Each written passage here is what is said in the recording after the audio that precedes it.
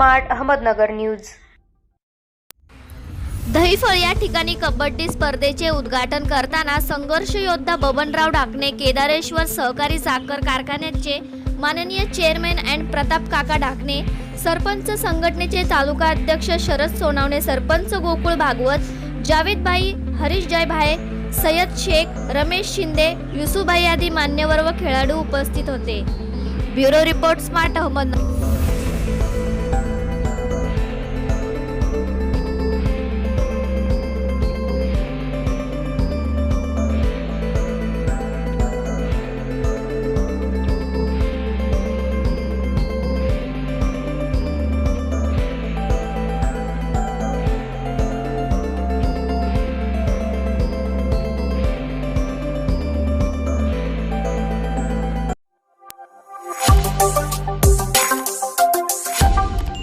Smart Ahmednagar news.